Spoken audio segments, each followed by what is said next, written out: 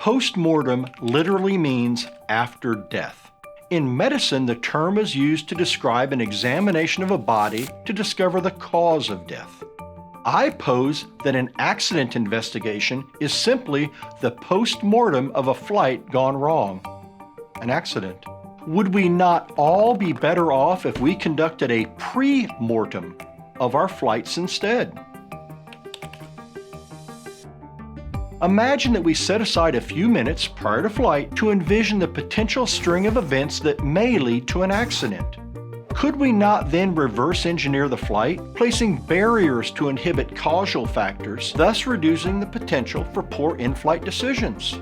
Perhaps you have a flight which is close to the maximum range of the aircraft. You recognize that even a small change in wind direction or speed could quickly erode your planned safety margin. What could be done to mitigate a possible fuel exhaustion situation?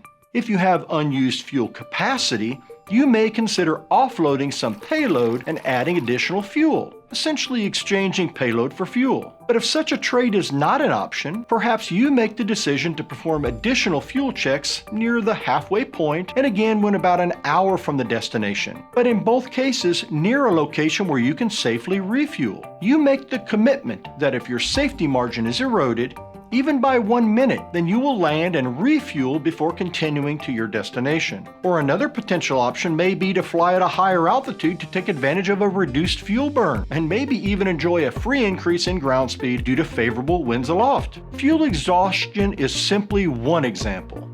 As pilots, we are faced with many factors which may impact the outcome of a flight. Weather is another variable which is ever-changing and occasionally unpredictable. Of course, before departure, we should have the most comprehensive understanding of the weather along our route of flight, and we should continually evaluate the suitability of the conditions as the flight progresses. The U.S. Helicopter Safety Team recommends the use of en-route decision-making triggers to reduce flight into conditions you have deemed unacceptable during pre-flight planning. Such triggers may be employed whether you're flying VFR or IFR. This could be an airspeed reduction of more than 30 knots, or a heading change of more than 30 degrees, or perhaps more than 2 heading changes, or an altitude change which places you too close to the surface. Set triggers before departure and then hold true to them.